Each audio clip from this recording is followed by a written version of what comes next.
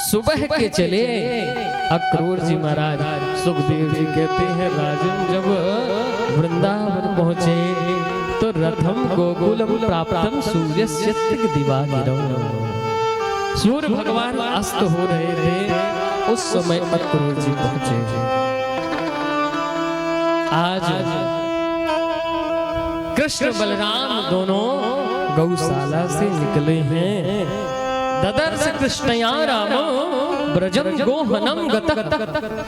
सुखदेव जी कहते राजन उस समय ठाकुर के गाय को दोहन करने का समय था। दोनों भैयाओं ने जाके प्रणाम किया। भगवान वे जाके प्रणाम किए हैं। अक्रूर चाचा किया है। मैया यशोदा बाहर निकल के आई। कौन आया है? अक्रूर। नंद बाबा ने देखा, अरे अक्रूर तुम्हारा आना हुआ है।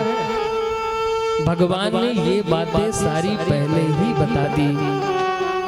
अक्रूर जी से कह दी कि अक्रूर जी आप मैया को ये मत बताना कि कंस ने आपको भेजा है, नहीं तो मैया कभी जाने नहीं देगी हमें। और अगर माँ जाने नहीं देगी तो आगे की लीलाएं कैसे होगी।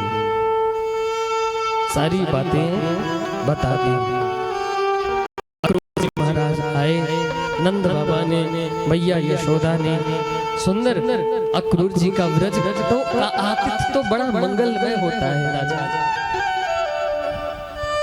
आज मैया ने 56 प्रकार के पकवान श्री अक्रूर जी महाराज को पवाया। अक्रूर जी महाराज ने भोजन किया और भोजन करके मैया अक्रूर जी से पूछती है कैसे पधारनो भयो। हे अक्रूर जी आपका आना क्यों हुआ है? अक्रूर जी कहते हैं कि माँ यशोदा मुझे लगता है कि मथुरा में धनुष यज्ञ का बहुत बड़ा मेला रखा गया है और मैं चाहता हूँ कि कृष्ण और बलराम दोनों मथुरा मेला देखने के लिए जाएं।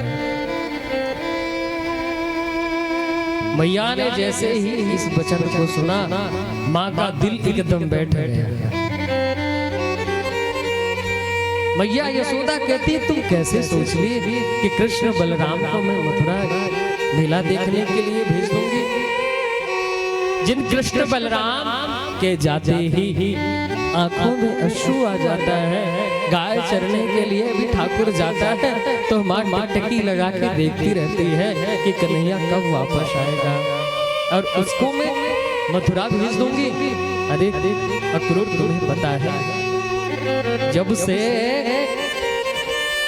कंस ने जाना है कि मेरे घर लाला हुआ है तब से एक दिन ऐसा नहीं बीता है कि उसने किसी दैत्य को ना भेजा हो।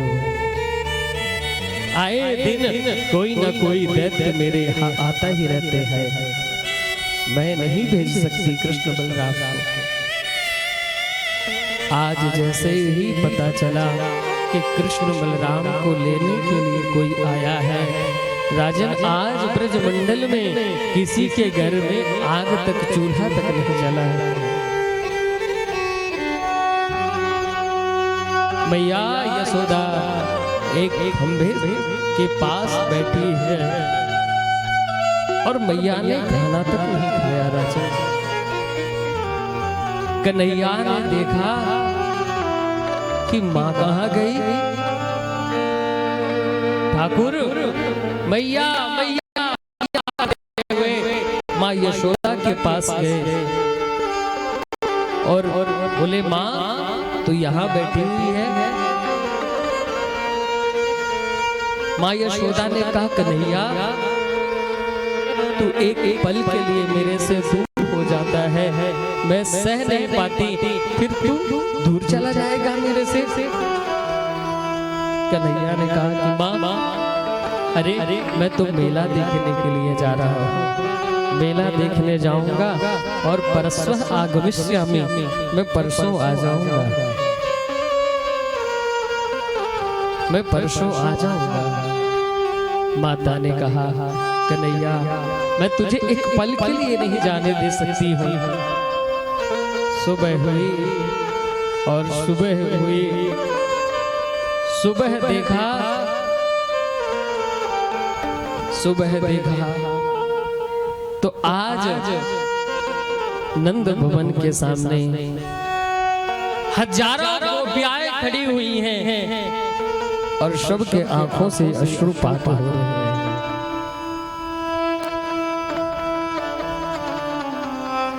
सबके आंखों से अश्रु गिर रहे हैं। गोपियां कहती हैं कि यहो विधाता स्तवनं क्वचित् दया संयोज्य मैत्या प्रणयेन देहिना तास्त्वाकेतार्थं द्युनं च पार्थकं विक्रीडितं निर्भगचेष्टितं यथा। गोपियां कहती है रे कृष्ण, अरे विधाता तू क्रूर नहीं महाक्रूर है। अरे संयोज्य वैद्या प्रणयेन देहिना, पहले तू जीवों से प्रेम करता है और जब उससे मिलने का समय आता तू उसे छोड़ देता है। तेरे विचार एकदम अर्भक चेष्टितम यथा, तेरे विचार एकदम बच्चों जैसे हैं। बोले कितना भी महंगा खिलौना दे दो बच्चे को एक दिन तोड़ ही देता है। खिलौने बच्चे का क्या गया, खिलौने की तो जान चली गई ना। अक्रूर जी महाराज से कहती गोपिया मुझे लगता है तू ही अक्रूर मेरे यहाँ क्रूर बन के आया है, जो कृष्ण और बलराम को मेरे आंखों से दूर ले जा रहा है। अक्रूर जी ने रथ सजाया, रथ सजा के जैसे ही कृष्ण बलराम मैया से बोले कि मैया दुनिया के लोग मेला देखने के लिए जाता हूँ, क्या मैं नहीं जा सकता हूँ? अरे मैया मैं जा रहा हूँ, परसों तो आ जाऊंगा। और मैया ने हाँ या ना में जवाब नहीं दिया, परंतु मैया को भी लगा कि दुनिया के लोग मेला देखने जाएं तो मेरे बेटे क्यों ना मेला देखने जाए। राजा माँ को कृष्ण बलराम ने प्रणाम किया और जैसे ही रथ पर बैठे गोपियों ने कहा कि ये रथ मेरे ऊपर से जाएगा, मैं जाने नहीं दूंगी। दूसरी गोपी कहती है क्या कर रही है तू? अरे बूढ़े बूढ़े बाबा दिख रहे हैं। किम नो करिष्यत् कुलबंध बांधव, जब जीवन की भाग डोर गोविंद के हाथ में रख दी है तो इन बांधवों से रखा ही क्या। आज महाराज ठाकुर जी जैसे ही रथ पर बैठे मैया की मूर्छित हो गए। अक्रूर जी ने रथ चलाया और जैसे ही रथ चलाया रथ आगे दौड़ा, कृष्ण बलराम दोनों बैठे हैं रथ पर। मैया की मूर्छा टूटी, मैया कहती है नेक रख रुको तो सही, नेक रुक तो जाओ, नेक सुन तो लो। और मैया को जब देखा कृष्ण बलराम से कि मैया दौड़ रही है तो मैया के पास कृष्ण और बलराम दोनों रथ से कूद गए राजन, और जाके माँ के चरणों से लिपट गए। मैया कहती है कन्हैया तुझे मैंने एक मिट्टी के मटकी फोड़ने के बदले मैंने तुझे उखल में बांधा था, तो उस चीज को ध्यान मत देना। न चातर न बहिर्यस्य न पूर्वं न पिचापरं पूर्वापरं बहिश्चान्तं जगतो यो जगज्जयो तं मत्वात्मजमव्यक्तं मर्तलिंग मधुचजं गोकुले उखले दाना भवंध प्राकृतम ससु। मैया कहती है कि कन्हैया उस बात को मत याद रखना, तो मैंने तुझे एक कच्ची मिट्टी के बदले मैंने तुझे उखल में बांधा था, उस बात को तू भूल जाना। मैया ने कन्हैया को गले से लगा लिया। आज कृष्ण बलराम और दोनों मैया से लिपट करके रो रहे हैं। अक्रूर जी रथ सजाए हुए हैं कि अरे प्रभु चलो नहीं तो बहुत लेट हो जाएगा। भगवान रथ पर बैठे गोपिया, हे कृष्ण हे माधव, ठाकुर के जाने का समय आया राजा। ब्रुवाणो विरहातुरावृषं व्रज स्त्री कृष्ण विषक्तमानज से जलजा स्वस्वरम गोविंद दामो दरबाधवेती। आज मंडल में पशु पक्षी रो रहे हैं, गाय चारा खाना भूल गई, बछड़े सब आकर के ठाकुर के रथ के सामने खड़े हो गए हैं। अरे ठाकुर तुम चले जाओगे तो हम तुम्हारे बिना रह नहीं पाएंगे, आपके बिना हमारा जीना मुश्किल हो जाएगा। गायें बछड़ों के साथ रमती हुई खड़ी हुई है राजा। पक्षी रो रहे हैं, ब्रज की लता पता रो रही है। क्या अपराध हो गया कि तुम मुझसे दूर जा रहे हैं प्रभु। पशु पक्षी रो रहे हैं। अक्रूर जी ने रथ चलाया और रथ पर कृष्ण बलराम दोनों बैठ करके चल दिए। रथ की ध्वजा दिखती रही, कृष्ण को देखती हैं गोपियां, बलराम को देखती हैं गोपियां। जहां तक ध्वजा दिखती गई, हे कृष्ण हे गोविंद हे माधव पुकारती है गोपियां। अखिया है जादू भरी बिहारी जी मैं कब से खड़ी तेरी अखिया है जादू भरी बिहारी जी मैं कब से खड़ी तेरी अखिया है जादू भरी बिहारी जी मैं कब से खड़ी।